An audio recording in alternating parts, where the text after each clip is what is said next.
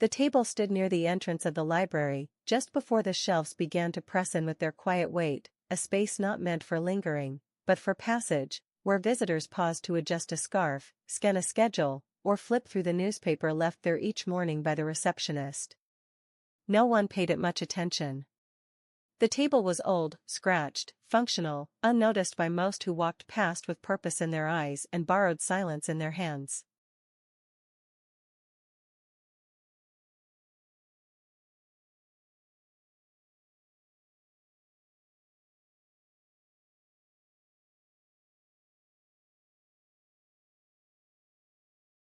He came every Thursday. Not always at the same hour, but always before the sun dipped below the tall windows. He never stayed long. Carried no bag. Checked out no books. But each time, he brought one with him, a single volume, worn but clean, something chosen not at random, yet never repeated. He placed it on the table. And left.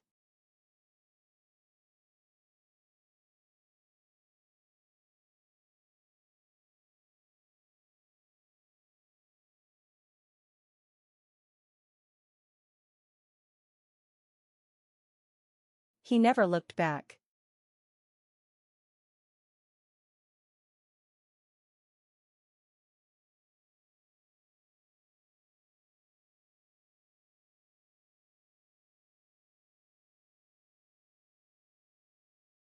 She noticed the books before she noticed him.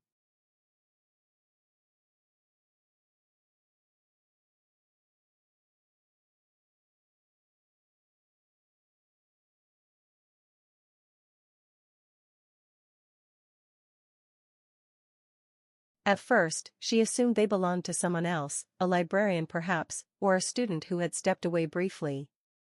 But they kept appearing, Thursdays only, always different, always placed with care at the center of the table, never stacked, never accompanied by a note or explanation. Just a book. Waiting.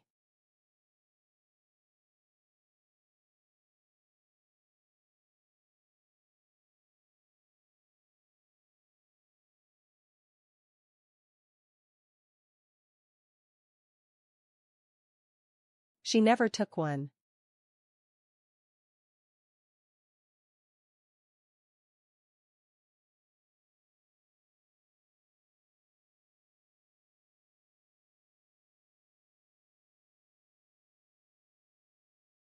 But she always paused.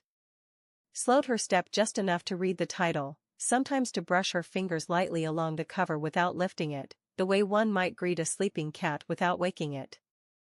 She told herself they were not meant for her.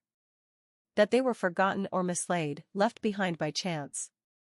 But each week, another book appeared, poetry, philosophy, a slim novel with pages so soft they looked like they might dissolve in light.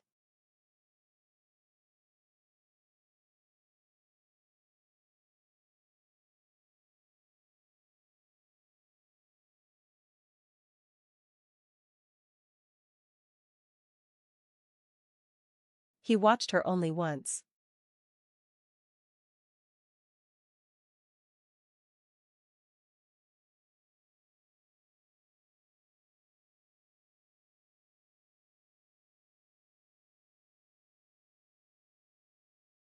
Not from the shadows, not with intent, but from the far end of the hall, between shelves that smelled of paper and dust.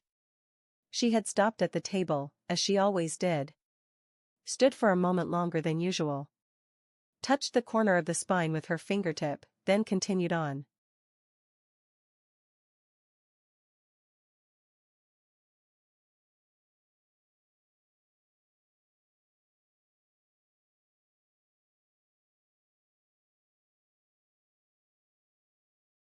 That day, he brought a book of essays on silence.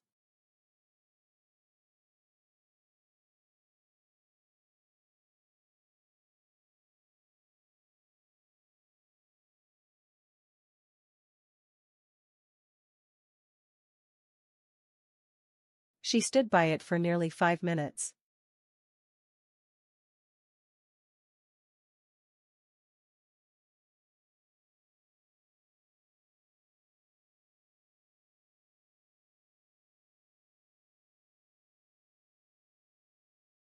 but did not take it.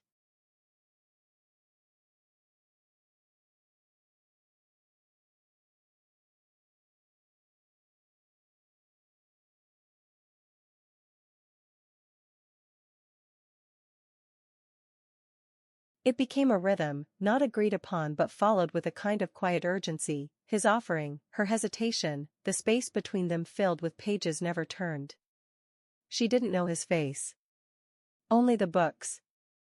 Only the faint trace of something deliberate, something kind, something persistent and wordless that lingered long after he had gone.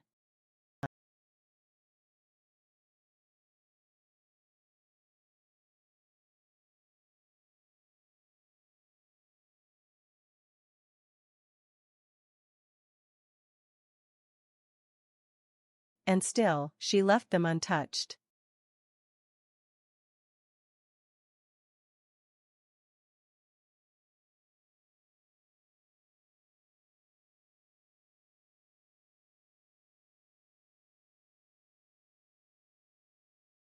Until the week he didn't come.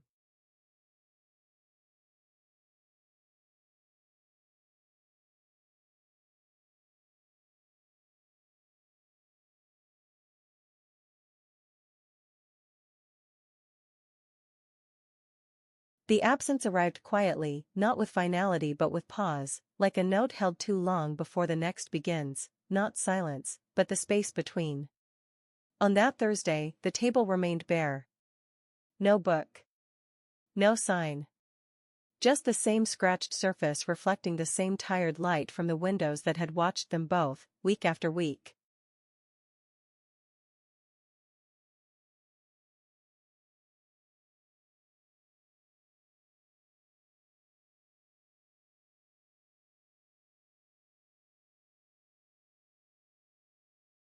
She noticed instantly.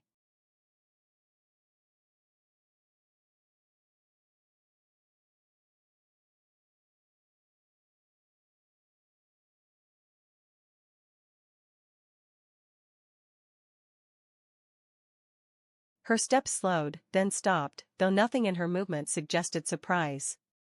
She stood beside the table for a long moment, as though unsure whether something had been forgotten or whether it was she who had misremembered the day. But there was no mistake. The table was empty. And the absence, though unannounced, was unmistakable.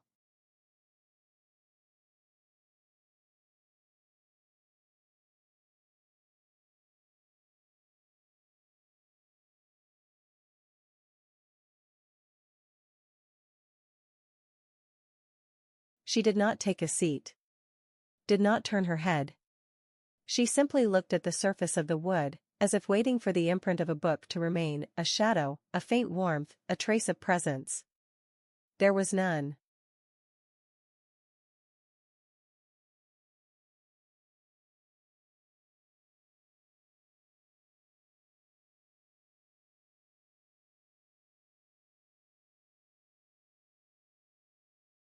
That night, she dreamed of shelves that moved without being touched, and of pages fluttering in the dark.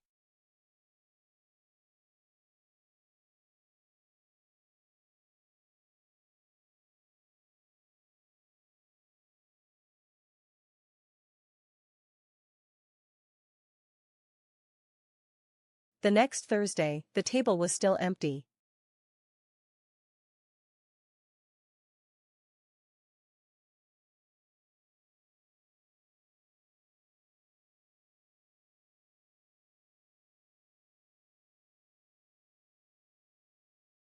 And the Thursday after that.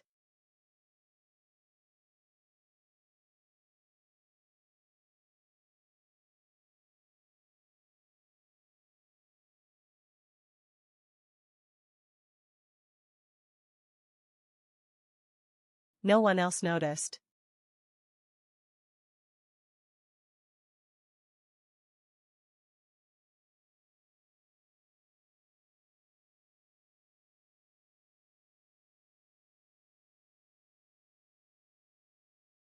People passed, as they always had, adjusting their coats, checking their watches, searching for books whose spines gleamed with borrowed knowledge. The table remained what it had always been for them, a surface, a pause, a nothing.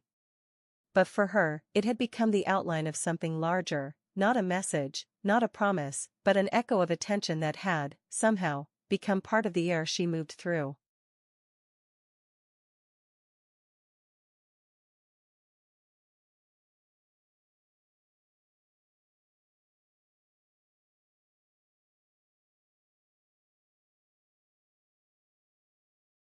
She missed him.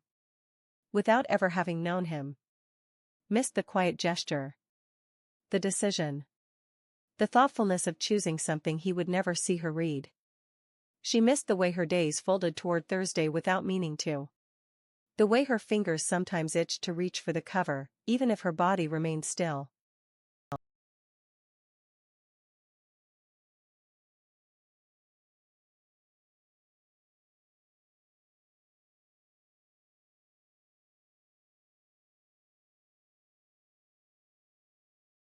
Weeks passed.